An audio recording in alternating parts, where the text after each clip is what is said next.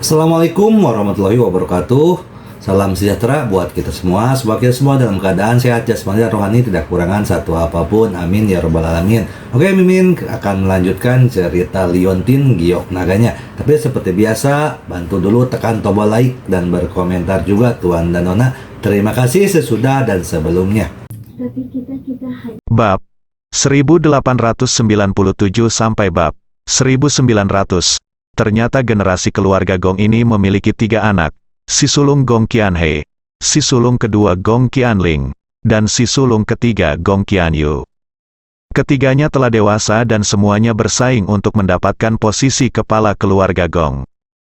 Menurut keluarga biasa, putra tertua, Mia Qianhe, adalah putra tertua dan satu-satunya laki-laki, jadi tentu saja ia adalah pesaing yang paling diuntungkan. Namun tradisi keluarga Gong dalam memilih kepala keluarga tidak seperti itu, selalu pada mereka yang mampu. Kepala keluarga Gong sebelumnya juga seorang wanita. Sebelumnya, baik Gong Qianhe maupun Gong Qianling tidak menganggap serius Gong Qianyu. Karena kekuatan internal Gong Qianyu, dia tidak bisa menjadi kepala keluarga kecuali dia menemukan takdirnya yang sebenarnya. Pada awalnya, keluarga Gong mengira hal itu tidak akan berhasil. Bahkan ketika mereka menemukan Guo Wanpu, Gong Qianhe dan Gong Qianling tidak khawatir. Karena di mata mereka, Guo Wanpu adalah sampah. Bahkan jika Gong Qianyu menikah dengan Guo Wanpu, dia tidak akan kompetitif dan tidak akan menjadi ancaman bagi mereka. Tapi sekarang, takdir Gong Qianyu yang sebenarnya telah muncul, dan itu adalah Ye Chong. Ye Chong menyerap kekuatan Gong Qianyu dan membantu Gong Qianyu kembali normal. Apalagi kekuatan Ye Chong tidak luar biasa. Jika saatnya tiba, dia mungkin benar-benar bisa membantu Gong Qianyu menjadi kepala keluarga.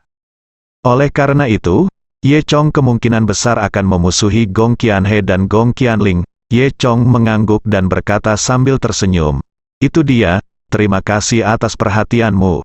Jangan khawatir, aku akan baik-baik saja." Ye Chong tersenyum, "Jadi begitu, maka aku tidak akan mati dengan mudah untukmu." Gong Qianyu tersenyum, berkata, "Sepertinya kamu tidak ingin terlihat begitu membosankan." Suasana di antara keduanya sangat santai. Namun sambil tersenyum dan tertawa, mereka berdua tiba-tiba menyadari bahwa mereka masih terbaring di tempat tidur, ditutupi selimut, dan mereka sangat jujur satu sama lain. Sesaat, wajah keduanya memerah, udara hening sesaat, dan suasana agak canggung untuk beberapa saat. Gong Qianyu menunduk, tersipu, dan membenamkan kepalanya di tempat tidur. Kemudian, dia bertanya dengan suara rendah, "Ngomong-ngomong, aku belum tahu siapa namamu." "Namaku Ye Chong," kata Ye Chong. Apakah kamu Ye Chong?" Gong Qianyu hampir membuka selimutnya karena terkejut, tapi dengan cepat menutupinya lagi. Ye Chong tertegun, Apakah kamu mengenalku?" Gong Qianyu berkata, "Tujuan utama pengiriman keluarga Gong kami kali ini adalah untuk menemukanmu." "Mencariku?" Ye Chong sedikit aneh. "Mengapa? Warisan keluargamu dia pasti masih sangat muda, dan aku tidak ingat pernah mengenal keluarga sekuat itu. Lagi pula, tidak mungkin bagi keluarga biasa merekrut prajurit untuk menjadi nyonya rumah. Terlebih lagi, anggota keluarga ini, termasuk Guo Wanpu dan lainnya, semuanya adalah master terbaik. Di dunia fana, mereka semua mendominasi keberadaan. Tentu saja kamu tidak mengenal kami. Kami adalah keluarga tersembunyi," kata Gong Qianyu. "Keluarga tersembunyi? Apa yang terjadi? Apa hubungannya dengan saya?" Ye Chong hampir mengabaikan pertanyaan ini. Inilah tujuan datang ke sini. Dia hanya ingin mencari tahu masalah ini. Belakangan, Gong Qianyu memperkenalkan beberapa hal tentang keluarganya kepada Ye Chong. Faktanya, ada banyak keluarga tersembunyi di daratan Tiongkok. Sejarah keluarga-keluarga ini kuno dan tidak hilang dalam sungai panjang sejarah. Namun, dengan menipisnya sumber daya budidaya di bumi di zaman modern dan menurunnya seni bela diri, keluarga-keluarga ini telah menyegel sumber daya yang tersisa dan menjalani kehidupan terpencil. Keluarga tersembunyi ini semuanya memiliki bakat dan warisan yang sangat tinggi, ditambah dengan dukungan sumber daya budidaya, terdapat banyak master dalam keluarga tersebut. Kekuatan semacam ini, begitu sampai di dunia fana, pasti akan menghancurkan bumi. Tentu saja keluarga penyendiri ini tidak berani keluar dengan mudah. Begitu mereka lahir, itu juga berarti sumber daya budidaya mereka yang terisolasi akan hilang sama sekali. Tanpa pasokan sumber daya tersebut, keluarga yang tersembunyi mungkin akan sejahtera untuk sementara waktu, namun tidak akan bertahan lama. Namun, semuanya kembali lagi, dan baru-baru ini, energi spiritual di bumi telah menunjukkan beberapa tanda pemulihan. Meskipun saya tidak tahu alasannya, sebagian besar praktisi merasakannya. Oleh karena itu, para pembudidaya yang tersembunyi di bumi, termasuk anggota keluarga tersembunyi, senior terkenal, makhluk abadi di bumi, juga mulai menjadi sedikit gelisah. Faktanya, Ye Chong telah lama mengetahui bahwa meskipun sumber daya budidaya dunia telah habis, masih banyak kekuatan yang bertahan lama. Keluarga yang tertutup seperti keluarga Gong adalah salah satunya. Termasuk Istana Dupa dan 4 sudut bermuda tempat Ye Chong pergi, juga merupakan beberapa daerah terpencil yang mirip dengan surga, dan beberapa sumber daya budidaya yang telah diwariskan masih dilestarikan. Tentu saja, tempat-tempat seperti Istana Dupa dan 4 sudut bermuda masih belum semurni keluarga-keluarga penyendiri ini. Lagi pula, mereka sudah banyak berhubungan dengan dunia. Tapi, apa hubungannya ini dengan kalian yang mencariku? Ye Chong masih tidak mengerti. Gong Qianyu berkata, sebenarnya, kali ini, keluarga kami keluar atas perintah komandan. Komandan, Ye Chong bertanya dengan rasa ingin tahu. Mengapa keluarga yang tersembunyi juga memiliki seorang komandan? Gong Qianyu mengangguk dan berkata, ya, keluarga-keluarga yang tersembunyi masih memiliki kontak satu sama lain. Keluarga-keluarga di setiap daerah yang berbeda akan bersatu dan memilih seorang pemimpin. Misalnya, di daerah Gunung Yandang tempat kami berada, ada 3 keluarga terpencil, dan keluarga Guo kami adalah salah satunya. 3 keluarga kami memiliki seorang pemimpin, dan ketiga keluarga tersebut mematuhi pengaturan pemimpin. Beberapa hari yang lalu, pemimpin mengeluarkan perintah. Mari kita kirim orang ke Beijiang untuk mencari seseorang bernama Ye Chong. Jadi kami datang. Kami membuka klub licun di sini dan mengendalikan tembakan besar ini di Beijiang. Saya yakin kami akan menemukan Ye Chong segera. Chong, aku tidak menyangka bahwa sebelum kami pergi mencarimu, kamu sendiri yang datang ke pintu. Setelah mendengar kata-kata Gong Qianyu, Ye Chong berpikir keras lagi. Siapa komandan ini? Mengapa kamu datang ke aku atas inisiatifmu sendiri? Apa? Meskipun Ye Chong sangat kuat, dia tidak berada pada level di mana bahkan pemimpin keluarga dunia tersembunyi pun peduli. Gong Qianyu menggelengkan kepalanya dan berkata, saya tidak tahu tentang ini. Saya bahkan tidak tahu apakah itu akan merugikan Anda setelah saya menemukan Anda. Jika Anda ingin tahu, Anda harus kembali dan bertanya pada ayah saya. Sebenarnya, sekarang aku tahu. Setelah mengetahui identitas asli Ye Chong, Gong Qianyu sedikit malu. Apa yang harus aku lakukan selanjutnya? Aku juga tidak tahu. Gong Qianyu merentangkan tangannya dan berkata. Ye Chong tersenyum dan berkata, jangan khawatir, saya memiliki kekuatan layu Anda sekarang. Apa yang harus saya takuti? Gong Qianyu tertawa lagi.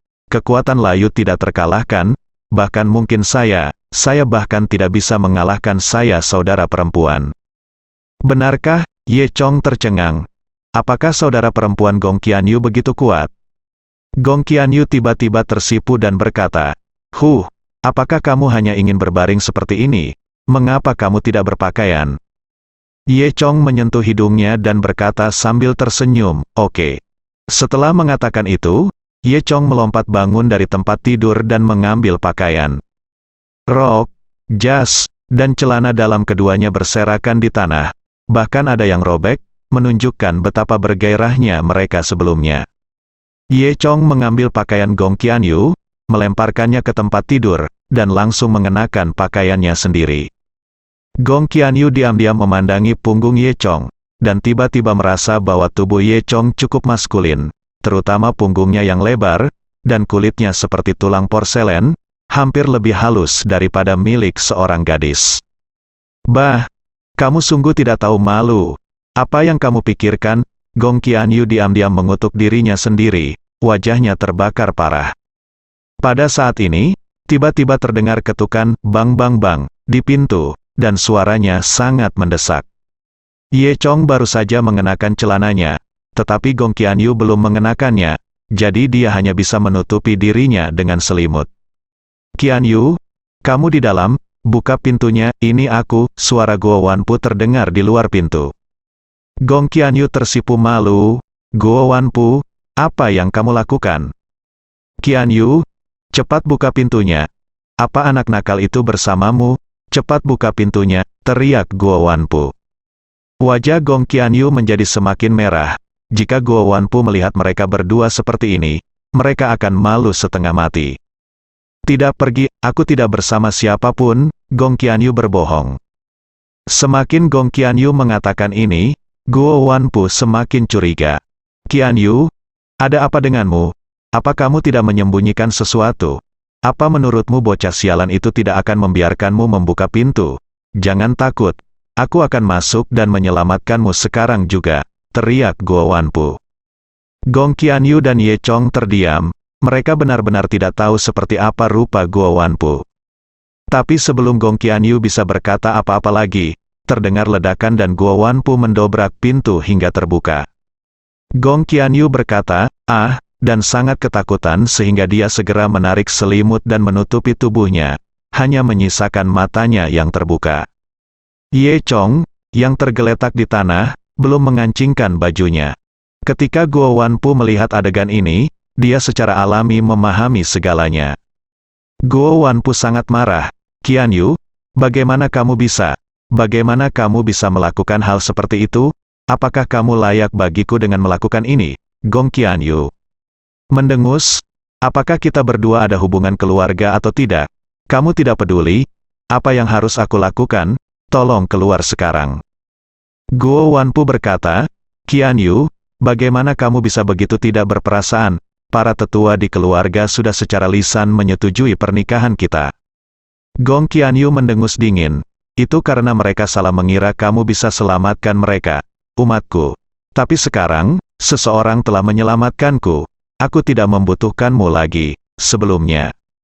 Guo Wanpu tidak akan pernah percaya bahwa selain dia, ada orang lain yang dapat melakukan kontak fisik dengan Gong Qianyu. Oleh karena itu, tidak peduli seberapa dekat Gong Qianyu dengan pria lain, Guo Wanpu tidak peduli. Karena dia merasa Gong Qianyu pada akhirnya akan menjadi miliknya. Namun kini, kenyataannya jelas terlihat di depan mata kita. Gong Qianyu sudah menjadi laki-laki Ye Chong. Guo Wanpu menatap Ye Chong dengan ganas, mengertakkan giginya, dan bertanya, apakah kamu memaksa Qianyu? Ye Chong berpikir Guo Wanpu ini benar-benar konyol. Faktanya jelas ada di depannya, tapi dia tetap tidak melakukannya, ingin mempercayainya. Ye Chong mengangkat bahu dan berkata, terima kasih atas kotak yang kamu berikan padaku. Mendengar ini, Guo Wanpu sudah tahu apa yang sedang terjadi. Ternyata King Mi Siangnya yang membantu Ye Chong sukses. Guo Wanpu sangat marah. Anda harus tahu bahwa ayahnya membutuhkan 20 tahun berkultivasi untuk menyempurnakannya. Awalnya miliknya, Guo Wanpu, tapi dimanfaatkan oleh orang luar. Guo Wanpu tidak sabar untuk memakan Ye Chong hidup-hidup sekarang. Wajah Gong Qianyu juga memerah, dan dia mengeluarkan suara, menatap Ye Chong dengan marah, menyalahkannya karena mengungkit hal yang memalukan. Namun, dia tidak bermaksud menyalahkan Ye Chong, tapi menatap Guo Wanpu dengan dingin. Gong Qianyu berkata, Guo Wanpu, kamu keluarga Guo sangat tercela, kamu sebenarnya ingin menggunakan cara ini untuk berurusan denganku. Aku akan menanggung dendam ini, Guo Wanpu berkata dengan cepat. Qianyu, dengarkan penjelasanku, apa lagi yang kamu jelaskan? Ye Chong berkata sambil tersenyum, bisakah kamu merasa malu dan segera pergi? Tidakkah kamu melihat bahwa kami masih ingin melanjutkannya? Kata-kata Ye Chong membuat darah Guo Wanpu melonjak karena marah. Dan seluruh wajahnya berubah menjadi warna hati babi. Dia berteriak, pelayan Qin, bunuh dia sekarang, bunuh dia. Segera setelah dia selesai berbicara, lelaki tua yang berdiri diam di belakang Guo Wanpu tiba-tiba melintas dan muncul di depan Ye Chong. Lalu, Butler Qin menamparkan Ye Chong dengan telapak tangannya. Telapak tangan ini terlihat sederhana dan bersahaja, tanpa gerakan mencolok sama sekali, namun kikuk sekaligus terampil, dan diam-diam mengandung kekuatan agung. Ye Chong tidak berani mengabaikannya. Dia bisa merasakan bahwa lelaki tua di depannya adalah master setengah langkah seperti dirinya. Dalam sekejap, Ye Chong mengumpulkan seluruh kekuatannya dan meninju gayung bersambut. Kemudian, terdengar ledakan keras dan kedua telapak tangan bertabrakan. Namun, kekuatan mereka telah mencapai puncaknya, dan mereka dapat mengontrol kekuatan mereka dengan sangat akurat di telapak tangan mereka. Oleh karena itu, meskipun kekuatan dari dua master setengah langkah itu bertabrakan, namun tidak tumpah, sehingga tidak menyebabkan kerusakan pada lingkungan sekitar. Setelah tamparan itu, mereka berdua mundur 3 langkah. Butler Qin tidak menyangka Ye Chong di usianya akan memiliki kemampuan seperti itu. "Pelayan Qin, ada apa denganmu?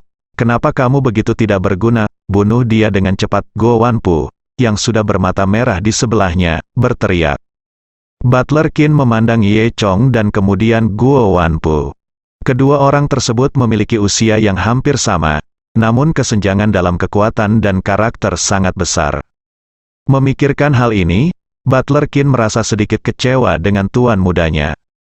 Namun, dia tidak mengatakan apapun, tapi menghunus pedang panjang dari udara. "Jangan khawatir, tuan muda, dia sudah mati," kata Butler Qin. Sekilas Ye Chong bisa tahu bahwa pedang Butler Qin diambil dari senjata ajaib luar angkasa. Tampaknya meskipun senjata sihir luar angkasa sangat langka di dunia fana, senjata itu tampaknya menjadi perlengkapan standar bagi keluarga tersembunyi dengan warisan yang kaya ini. Setelah itu, saya melihat Butler Qin menggumamkan kata-kata dan terus-menerus menuangkan ki ke dalam pedang. Segera setelah itu, Butler Qin meraung, tiba-tiba mengangkat pedangnya, dan menebas Ye Chong di udara. Cahaya pedang putih sepanjang 3 meter terlihat, langsung memotong retakan besar pada semen atap. Cahaya pedang menghantam Ye Chong dengan tajam, dan pada saat yang sama juga mempengaruhi Gong Qianyu di tempat tidur. Ye Chong menghindari sosoknya, pertama menghindari cahaya pedang, dan detik berikutnya dia muncul di samping Gong Qianyu, lalu menggulung Gong Qianyu dengan selimut. Ketika Ye Chong mengambil Gong Qianyu dan menghindar sejauh 3 meter, cahaya pedang jatuh tepat di tempat mereka berdua berada. Untungnya, gerakan Ye Chong mulus, dan hanya butuh waktu kurang dari 1 detik. Saat cahaya pedang jatuh, itu tidak melukai Ye Chong dan Gong Qianyu. Saat cahaya pedang putih jatuh, hanya terdengar suara klik dan seluruh tempat tidur terbelah menjadi 2 dari tengah. Ye Chong membawa Gong Qianyu ke kamar di dalam dan meletakkan Gong Qianyu di sofa. "Kamu tinggal di sini sebentar, aku akan menangani mereka berdua," kata Ye Chong. Gong Qianyu tidak berkata apa-apa dan hanya mengangguk. Ye Chong keluar dari ruang dalam dan menutup pintu. Melihat adegan ini, Guo Wanpu sangat marah. Semua ini seharusnya menjadi miliknya, tapi sekarang semuanya diambil oleh Ye Chong. Memikirkan hal ini, Guo Wanpu berteriak, "Steward Qin, tunggu apa lagi? Bunuh dia dengan cepat, jangan sia-sia." Pada saat ini, Steward Qin mengayunkan pedang panjang di tangannya, dan 2 lampu pedang meledak keluar lagi. Cahaya pedang datang ke arah Ye Chong, tapi tetap tidak bisa melukai Ye Chong, yang fleksibel. Namun, kedua lampu pedang ini hanyalah serangan tipuan. Tepat ketika Ye Chong menghindari 2 lampu pedang, Butler Qin berteriak keras, dan tubuhnya terbelah menjadi 8.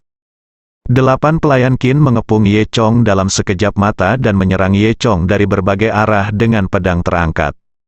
Ini adalah keterampilan magis Butler Qin. Ye Chong tidak berani mengabaikannya, dan sambil berpikir, dia mengeluarkan pedang tulang ikan dari senjata ajaib luar angkasa. Kemudian, hanya terdengar suara ding ding ding ding yang tajam. 8 pelayan Qin dengan cepat menyerang Ye Chong, tetapi dihentikan oleh Ye Chong satu demi satu. Segera setelah itu, 8 Qin Butler ini tiba-tiba berkumpul dan diringkas menjadi 1 Qin Butler. 8 klon tadi hanya untuk mengalihkan perhatian Ye Chong. Selanjutnya, adalah jurus mematikan Butler Qin. Saya melihat pedang Butler Qin menunjuk langsung ke Ye Chong, menusuk dengan keras. Pada saat ini, kekuatan lama Ye Chong belum habis dan dia tidak dapat kembali ke pertahanan. Dia hanya bisa berbalik dan menghindarinya. Namun, Ye Chong masih lambat sesaat, dan pedang panjang Butler Qin menebas punggung Ye Chong. Hanya terdengar suara desisan. Suara tersebut bukan seperti suara pedang yang menggores tubuh manusia, melainkan seperti suara dua logam yang saling bergesekan. Keterampilan magis Butler Qin hanya meninggalkan bekas putih di permukaan kulit Ye Chong. Butler Qin telah kembali ke sisi Guo Wanpu. Dia memandang Ye Chong dengan heran, "Kamu, apa ini?" Butler Qin tidak tahu seberapa kuat pertahanan tubuh Dewa Naga Ye Chong.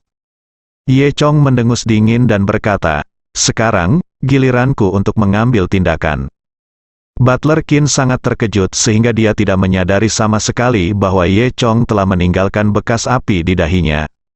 Begitu Ye Chong selesai berbicara, terdengar suara bang dan dahi Butler Qin meledak. Ye Chong mengaktifkan ledakan api kemarahan Buddha, yang meledak dengan gelombang udara besar dan meledakkan Guo Wanpu di sebelahnya. Saat ini, bahkan pelanggan yang sedang bersenang-senang di lobi bawah mendengar ledakan besar. Banyak orang yang ketakutan karena mengira itu ledakan gas atau semacamnya, sehingga mereka lari keluar tanpa mengangkat celana. Setelah kepulan asap tebal, Butler Qin jatuh ke tanah, tubuhnya mengejang 2 kali, lalu dia mati. Sampai kematiannya, dia tidak percaya bahwa seorang pemuda bisa sekuat itu. Guo Wanpu yang berada di sebelahnya terkena ledakan dan menabrak dinding di belakangnya, mengeluarkan seteguk darah dan juga terluka parah. Ketika dia melihat Butler Qin meninggal, dia bahkan lebih terkejut. Kamu benar-benar membunuh Butler Qin. Kamu secara terbuka menentang keluarga Guo kami, kamu sudah mati," teriak Guo Wanpu. Ye Chong mengangkat bahu dan berkata, "Sepertinya aku membunuhnya, yang membuatmu sangat marah.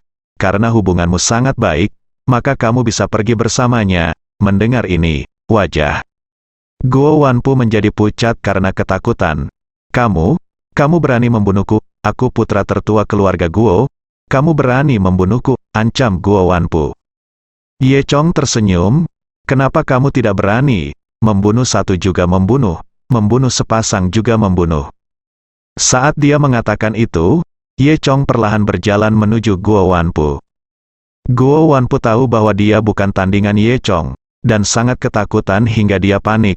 "Pikirkan baik-baik, kamu pasti tidak tahu betapa kuatnya keluarga Guo kita, Qian Yu, hentikan dia dengan cepat," teriak Guo Wanpu. Tetapi Gong Qian Yu masuk ruang belakang tidak menghentikannya. Tidak. Ada suara yang keluar, melihat Ye Chong semakin dekat, Guo Wanpu menyerah. Dia menendang kakinya dan lari menuju pintu. Ye Chong tidak mengejarnya, tetapi mengambil cermin kecil di atas meja di sebelahnya, dengan lembut mematahkannya, dan mematahkan sebuah pecahan. Kemudian, dia menjentikannya dengan jarinya, dan pecahan kaca itu terbang keluar, meninggalkan jejak cahaya di udara. Detik berikutnya, tubuh Guo Wanpu bergetar dan tertembus pecahan kaca. Guo Wanpu sama sekali tidak sadar dan berlari maju beberapa langkah sebelum jatuh ke tanah. Dia melihat ke bawah dan melihat darah mengucur dari dadanya. Wajah Guo Wanpu menjadi pucat. Setelah berjuang selama beberapa detik, dia jatuh ke tanah dan mati, dengan ketakutan dan kecemasan yang mendalam di wajahnya. Di saat yang sama, Agui sudah tertabrak sekelompok orang. Mereka semua tertarik dengan ledakan tadi. Ketika Agui datang ke sini, dia kebetulan melihat Guo Wanpu meninggal. Agui menghirup udara dingin. "Kalian pasti tahu kalau keluarga Guo juga merupakan salah satu keluarga tersembunyi di kawasan Gunung Yandang, meski kekuatannya tidak sekuat keluarga Gong, namun tidak boleh dianggap remeh. Sekarang, satu-satunya putra tertua keluarga Guo telah meninggal di wilayah keluarga Gong. Ini adalah masalah besar. Jika sampai ke komandan, akan lebih buruk lagi." Memikirkan hal ini, Agui memandang Ye Chong. "Tuan, apakah Anda tahu siapa yang Anda bunuh?" Ye Chong tersenyum dan berkata, "Anda sudah melihat semuanya, kan?" Agui tidak berbicara lagi. tetapi diam-diam memberi isyarat padanya laki-laki bahwa mereka siap untuk mengambil tindakan kapan saja. Pada saat kritis ini, Gong Qianyu keluar dari ruang belakang. Dia hanya memiliki satu mantel di tubuhnya untuk menutupi dirinya. Dan ketika Agui melihat Gong Qianyu dengan rambut tergerai dan berpakaian seperti ini, dia tidak terkejut. Kemudian, dia melihat ke arah Ye Chong dan kemudian ke beberapa pakaian yang berserakan di tanah. Agui langsung memahami sesuatu. Nona ketiga. Hei, Agui tidak dapat mempercayainya. Gong Qianyu berkata dengan dingin, ya, mulai sekarang, dia akan menjadi laki-laki saya, Anda tidak perlu khawatir tentang masalah ini. Serahkan padaku. Agui sedikit malu dan berkata, Nona ketiga, ini adalah tuan muda keluarga Guo. Jika kita tidak memberikan penjelasan kepada keluarga Guo, akan sulit bagi kita untuk... Apa yang saya katakan tidak berhasil? Gong Qianyu menyela Agui. Agui dengan cepat menggelengkan kepalanya, tidak, saya tidak berani. Kemudian, Agui memimpin orang-orang untuk membawa mayat Guo Wanpu dan Butler Qin turun, dan kemudian dia juga mundur. Hanya Gong Qianyu dan Ye Chong yang tersisa di ruangan itu. Gong Qianyu berkata kepada Ye Chong, saya benar-benar tidak menyangka bahwa Anda akan memiliki kemampuan seperti itu dan mampu membunuh Butler Qin. Anda tahu, Butler Qin ini berbeda dengan Guo Wanpu. Butler Qin adalah master setengah langkah.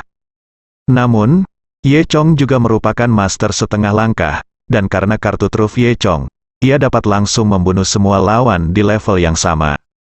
Ye Chong tersenyum dan berkata, saya memiliki sesuatu yang lebih kuat, Anda akan tahu nanti. Gong Qianyu menghela nafas, tak tahu malu. Namun, Gong Qianyu sekarang semakin merasa bahwa Ye Chong bukan orang biasa. Tetapi sekarang kamu telah membunuh anggota keluarga Guo. Keluarga Guo tidak akan melepaskannya. Saya khawatir kamu dalam bahaya, kata Gong Qianyu. Ye Chong mengangkat bahu dan berkata sambil tersenyum, saya tidak khawatir tentang keluarga Guo. Saya hanya ingin tahu mengapa yang disebut pemimpin mencari saya. Gong Qianyu berkata, itu karena Anda tidak tahu caranya kuatnya keluarga Guo. Saya menyarankan Anda untuk mencari tempat untuk bersembunyi. Saya wanita muda ketiga dari keluarga Gong. Saya kira keluarga Guo tidak akan melakukan apapun terhadap saya. Saya akan membantu Anda mengatur segalanya nanti dan pastikan kamu tidak tertangkap. Tunggu aku. Kembalilah dan selidiki dulu, mengapa komandan mencarimu, dan tidak akan terlambat bagimu untuk muncul lagi. Ye Chong berkata sambil tersenyum, aku tidak akan bersembunyi, karena bersembunyi tidak ada gunanya. Lagi pula, aku tidak akan berada dalam bahaya untuk sementara waktu, hanya saja aku akan menunggu sampai kamu menyelidikinya dengan jelas sebelum membuat rencana lain, kata Gong Qianyu dengan suara potong. Kalau begitu kamu harus memperhatikan dirimu sendiri dan jangan mati. Ye Chong tersenyum dan berkata, terima kasih, Nona ketiga, karena sangat peduli padaku. Kamu, jangan terlalu banyak berpikir, aku tidak ingin dikubur bersamamu. Jadi kamu belum bisa mati, kata Gong Qianyu dengan wajah memerah. Kemudian, Ye Chong dan Gong Qianyu meninggalkan nomor telepon masing-masing. Ye Chong tersenyum dan berkata, kalau begitu aku akan pergi dulu. Jika kamu punya berita, silakan hubungi aku kapan saja. Setelah itu, Ye Chong berbalik dan hendak pergi. Saat ini, seorang wanita tiba-tiba keluar dari koridor. Wanita ini agak mirip dengan Gong Qianyu, namun usianya beberapa tahun lebih tua dari Gong Qianyu. Namun sebagai perbandingan, riasan wanita ini jauh lebih tebal dibandingkan riasan Gong Qianyu. Namun, meskipun ia memakai riasan tebal, ia tidak terlihat norak sama sekali, namun memiliki pesona yang dewasa. Dia adalah saudara perempuan Gong Qianyu, Gong Qianling. Gong Qianling terlahir dengan rasa dingin, dan dengan mata seperti es itu, hanya dengan sekali melirik Ye Chong membuat Ye Chong merasa seolah-olah dia telah jatuh ke dalam gua es. Hanya dengan satu pandangan, Ye Chong bisa merasakan bahwa kekuatan Gong Qianling pasti melebihi miliknya. Ternyata itu adalah Agui yang baru saja menemukan Gong Qianling. Terlebih lagi, hanya dalam beberapa menit, Agui sudah menyelidiki identitas Ye Chong, dan dialah orang yang mereka cari. Gong Qianling melirik Gong Qianyu, lalu ke Ye Chong, dan bergumam dengan suara rendah, "Kalian memang bersama. Saya tidak menyangka hal seperti itu benar-benar akan terjadi." Gong Qianyu, sebaliknya, adalah seorang sedikit khawatir dan mengintip diam-diam. "Lihatlah Ye Chong." Ye Chong memandang Gong Qianling dengan waspada dan berkata, "Jika tidak terjadi apa-apa, aku akan pergi. Kamu membunuh orang-orang dari keluarga Guo dan mengambil inisiatif untuk datang ke wilayah keluarga Gong kami, dan kamu hanya ingin pergi seperti ini." Gong Qianling berkata dengan dingin. "Apa yang kamu inginkan?" Ye Chong bertanya. Gong Qianling berkata lagi, "Ikutlah denganku, ada sesuatu yang ingin kukatakan padamu." Setelah mengatakan itu, Gong Qianling berbalik dan berjalan ke atas dengan sikap yang sangat dingin dan sombong. Ye Chong berpikir sejenak dan bersiap mengikutinya untuk melihat trik apa yang bisa dilakukan Gong Qianling. "Ye Chong, hati-hati." Gong Qianyu sedikit khawatir. Ye Chong tersenyum dan berkata, "Jangan khawatir, aku baik-baik saja, tunggu saja aku di sini." Setelah mengatakan itu, Ye Chong mengikuti Gong Qianling ke atas. Gong Qianling membawa Ye Chong ke kamar presidensial mewah di lantai paling atas. Gong Qianling masuk lebih dulu, diikuti oleh Ye Chong, lalu menutup pintu. Presidential suite ini sangat mewah, begitu masuk akan terlihat ruang tamu yang luas dan terang. Ruang tamu dipenuhi dengan segala macam furnitur mahal dan dekorasi mewah, serta dipenuhi cahaya keemasan. Di dalam ruang tamu terdapat balkon besar yang dikelilingi kaca setinggi langit-langit, di tengah balkon dibangun kolam renang. Sinar matahari menembus kaca dan menyinari air kolam renang, membuat ombaknya berkilauan. Meskipun saat ini tengah musim dingin, namun kolam renang, termasuk kaca di sekelilingnya, memiliki fungsi pengatur suhu otomatis dan selalu menjaga suhu yang sangat sesuai. Berdiri di tepi kolam renang dan melihat keluar, Anda dapat melihat jalanan sibuk di bawah dari posisi tinggi. Meskipun Li Chun Club hanya memiliki 4 lantai, ini adalah gedung tertinggi di wilayah sekitarnya. Di tempat seperti ini di mana setiap inci tanah berharga mahal, saya tidak tahu berapa banyak uang yang dikeluarkan Li Chun Club untuk mencapai hasil seperti itu. Ye Chong mengagumi kemewahan kamar presidensial ini. Saya melihat Gong Qianling berjalan ke tepi kolam renang. Kemudian, sebuah adegan terjadi yang Ye Chong bahkan tidak bisa bayangkan. Gong Qianling baru saja melepas pakaiannya di depan Ye Chong. Kulit Gong Qianling seputih salju dan sehalus susu. Dia hanya mengenakan satu set Victoria's Secret klasik berwarna hitam, memperlihatkan bahu dan punggungnya yang pucat, serta 2 lengan seperti akar teratai dan jasper. Sepasang celana pengaman berenda di bagian bawah, sampai ke paha. 2 kaki panjang, putih dan lurus disilangkan dalam pose yang sangat menggoda. Ye Chong menelan ludah dan menatap lurus. Gong Qianling tiba-tiba bertanya, "Ye Chong, menurutmu siapa yang lebih cantik antara aku dan adikku?" Ye Chong tertegun. Dia tidak pernah menyangka bahwa ini adalah pertanyaan yang diajukan Gong Qianyu kepadanya. Padahal kalau boleh jujur, memilih itu susah banget. Gong Qianyu relatif murni, sedangkan Gong Qianling relatif panas. Sebagai perbandingan, Gong Qianling memiliki pesona yang tak terlukiskan terhadap pria. Melihat tatapan konyol Ye Chong, Gong Qianling menunjukkan senyuman centil dan berkata dengan marah, "Apakah kamu bodoh? Kenapa kamu tidak cepat-cepat? Cepat, kenapa kamu cepat-cepat?" tanya Ye Chong. Tanpa diduga, Gong Qianling tidak menjawab, malah menurunkan celana dalamnya dan memperlihatkan tubuh mulusnya di depan Ye Chong. Mimisan Ye Chong hampir muncrat. Bagaimana mungkin dia mengira Gong Qianling, yang tadi begitu dingin, akan begitu antusias begitu berada di tempat sepi. Namun kontras yang kuat tersebut justru membuat pria memiliki keinginan untuk mencoba.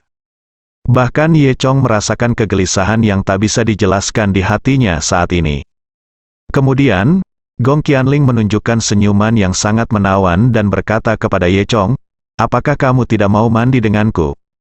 Dengan itu, Gong Qianling melompat ke kolam renang di belakangnya. Ye Chong hanya merasa matanya dipenuhi bunga putih, dan dia tidak bisa melihat dengan jelas. Setelah Gong Qianling masuk ke dalam air, dia tampak seperti putri duyung di dalam air, berenang dengan postur yang sangat ringan dan anggun. Pemandangan ini seperti peri 9 hari yang turun ke bumi untuk mandi. Ye Chong hanya bisa menghela nafas, bersambung.